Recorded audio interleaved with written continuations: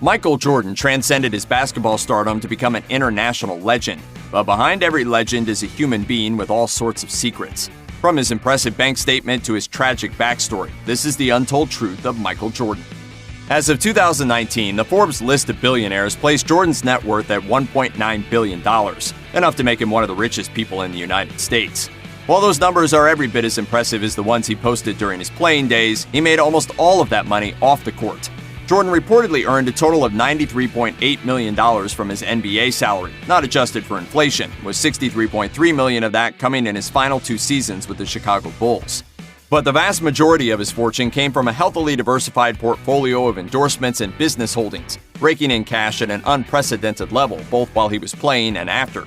One of Jordan's most lucrative endeavors is his ownership of the Charlotte Hornets, which he bought in 2010 for $275 million.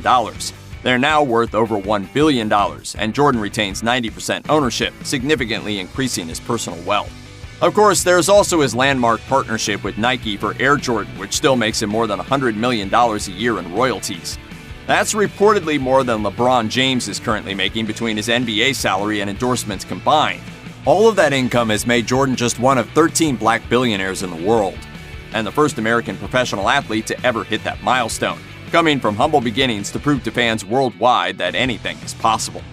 When you think of a sporting god like Michael Jordan, it's easy to imagine that he emerged a fully formed, hulking basketball deity straight out of the womb. But Michael's early years were anything but glorious. In fact, his childhood was spent trying to keep up with his older brother Larry, and he didn't make his high school varsity basketball team until his junior year. Maybe I led you to believe that basketball was a God-given gift and not something I worked for. Every single day of my life. According to Newsweek, in 1978, he was, quote, just another kid in the gym, trying out for the Elmsley A. Laney High School varsity basketball team. At the time, Jordan stood at only 5'10", not the 6'6" he would later grow to, and he wasn't physically impressive enough to secure a roster spot at the time. Jordan would later say that not making the team was an embarrassing experience. That night, he went home and cried, but his tears soon turned to resolve. According to Newsweek, Jordan said, whenever I was working out and got tired and figured I ought to stop, I'd close my eyes and see that list in the locker room without my name on it. That usually got me going again. Jordan did have a great sophomore season, putting up a few 40-point games and drawing crowds for his JV performances. He reportedly returned for his junior year 4 inches taller and with a better, much more developed skill set, going on to become the team's star player. His efforts led him to catching the attention of the University of North Carolina, where he would eventually rise to national acclaim. One of the most well-known aspects of Jordan's off-the-court activities involves his serious interest in serious gambling. A 2006 article by Bill Simmons for ESPN The Magazine put it, "There's a famous gambling story about Michael Jordan. Actually, there are many famous gambling stories about MJ. The story in question involves Jordan standing around at the airport with his fellow Bulls, waiting for the luggage from the trip to show up. As the story goes, he made an impromptu $100 bet with the other players that his bags would emerge on the conveyor belt first. After 9 other players on the team took him up on the bet, Jordan's bags appeared first, and he cackled all the way to the bank. What they didn't know is that Jordan had previously paid a baggage handler to help him out with this scheme, rigging the bet in his favor. As ultimately harmless as the luggage scheme was, Jordan's gambling may have had far greater consequences for his life and career, with some arguing that his first retirement from basketball was actually a cover-up for a gambling suspension.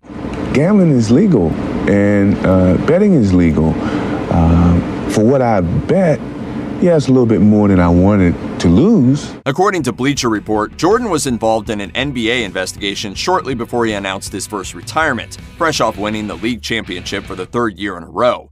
Considering he was still in his physical prime and generally hell-bent on winning as much as possible, this struck many as an odd time for a retirement. Amid allegations that he'd lost over $900,000 in gambling to one person, and he had to testify in federal court as to why a drug dealer had a check from Jordan for $57,000. Jordan claimed it was a gambling debt, and that he was seen in an Atlantic City casino the night before an Eastern Conference Finals game. Well, it wouldn't be too surprising if Jordan's retirement was a deal struck with League Commissioner David Stern, allowing him to preserve his image and the billions of dollars attached to it. Despite his incredible success, Michael Jordan's life hasn't been all sunshine and roses. Tragically, his father, James Jordan, was killed on July 23, 1993, in what is widely believed to have been a botched robbery. 3 years later, according to the Chicago Tribune, Michael said of his late father, "I think about him every day. I'm pretty sure I always will, every day of my life." Jordan had just won his third NBA championship in a row, and his father had a flight booked to Chicago the very next day. Unfortunately, he never made it.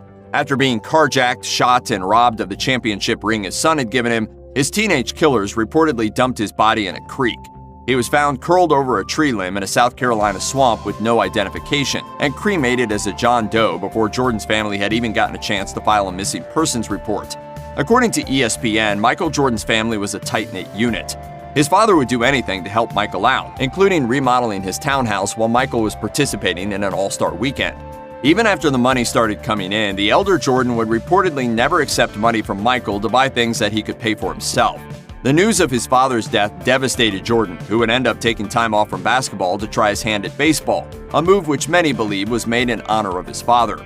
According to Jordan biographer Roland Lazenby, longtime Bulls coach Phil Jackson made that observation at the time, saying, "It was really his father's dream that he play baseball. His father wanted to play pro ball and did play semi-pro. When his father passed away, I think Michael was kind of living out his father's dream."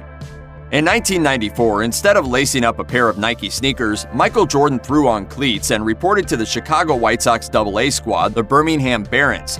He hit a subpar .202 batting average that season and would return to basketball the following year, winning 3 more NBA titles in a row after he came back. While history looks back on Jordan's baseball days as something of a lark, people often fail to recognize the improvement Jordan displayed in his game throughout his season with the Barons. According to accounts from the time, he took batting practice 5 times a day until his hands were covered in blisters, and he checked his ego at the door. For some, including World Series winning manager Terry Francona, had Jordan stuck around longer, he would have been able to make it to the majors. Francona was quoted by ESPN in a 2019 article as saying, "He had it all: ability, aptitude, work ethic. He was always so respectful of what we were doing and considerate of his teammates. Granted, he had a lot to learn. I do think with another 1,000 at-bats, he would have made it." I mean, talking competitive, intelligent, team, he had it all. Leave it to Michael Jordan to make a Looney Tunes basketball mashup the most popular, highest-grossing basketball movie of all time. Released theatrically in 1996, Space Jam pulled in more than $90 million at the domestic box office and $230 million worldwide. But the merchandise sales brought in even more money, raking in over $1 billion in retail sales. Let's play some basketball. Jordan had actually collaborated with Bugs Bunny already by the time they ended up in a movie together. Before the making of Space Jam, the two icons partnered for a successful ad campaign for Nike titled Air Jordan. The original ad ran during the 1992 Super Bowl, featuring the pair balling out on the court and laying waste to challengers in ways that only a rabbit could get away with. The 6 months and $1 million it took to create the ad would end up being well worth the investment, and it seems Bugs Bunny could sense it, quipping at the end of the ad, "This could be the beginning of a beautiful friendship." Space Jam was much more than just a movie. It was a pioneer in integrated product placement and a visionary film when it came to leveraging the potential of the internet. Despite its 1996 launch, Space Jam had a dedicated website years before doing so would become a standard Hollywood practice. It was hardly noticed at the time, but as of 2020, it's still online, managing to live on as one of the best time capsules of early web design. For all his fame and fortune, Michael Jordan is still a man with straightforward interests. Among 2 of his favorites are cigars and westerns. That's right, after a long day of slaying the competition, there's nothing Jordan loves more than curling up to watch Gunsmoke in a cloud of tobacco smoke. Touchingly, Jordan's fascination with westerns comes from a childhood bonding with his father. Looking back on his life around his 50th birthday, Jordan told ESPN, "The thing we'd do, we'd stay up all night and watch cowboy movies, westerns." Reportedly, Jordan hasn't lost the habit. According to ESPN, an employee of his once joked that she'd rather fly commercially than on Jordan's Gulfstream because of the non-stop westerns shown during the flights. Apparently, his all-time favorites is the outlaw Josie Wales. As for cigars, Jordan told Cigar Aficionado that his very first came after winning the 1991 NBA championship, which might explain why you can buy a pair of Air Jordan 7 cigar or champagne shoes. He soon took up smoking them while stuck in traffic on the way to home games in Chicago, which could take a stressful 90 minutes. Cigars helped Jordan relax, and they soon became a ritual before every home game. Jordan's net worth of $1.9 billion is higher than the gross domestic product of some entire countries. Much of that wealth has come from his main squeeze, the Nike Jordan brand. But in his prime, Jordan had his face on what felt like just about everything. Jordan had endorsement deals with McDonald's, Coca-Cola, Upper Deck Trading Cards, Gatorade, Wheaties, and a dozen others, all while also selling his own cologne, tequila, and steak sauces. But there were limits, even for him. Stop it. Get some help. Sports Illustrated quotes a 1992 interview with Playboy describing just where his line was drawn, at Beanie Weenies. As Jordan put it, "You ever heard of Beanie Weenies pork and beans? It was close to $1 million a year. I'm saying, Beanie Weenies? How can I stand in front of a camera and say I'll eat Beanie Weenies?" Come on, Michael, it's game time. Get your Hanes on, lace up your Nikes, grab your Wheaties and your Gatorade, and we'll pick up a Big Mac on the way to the ballpark. While you can't pay Jordan $1 million to talk about a big name in the pork and beans industry, you can definitely pay him to talk about Hanes, which he's been doing for over 30 years. If you think hard, you can probably conjure up a memory of Jordan looking like Mr. Clean with a pristine white tee and a notorious mustache. But that ad campaign reportedly ended up boosting sales for the brand, mustache and all, proving once again that you should never bet against Michael Jordan. Check out one of our newest videos right here. Plus, even more grunge videos about your favorite athletes and sports legends are coming soon. Subscribe to our YouTube channel and hit the bell so you don't miss a single one.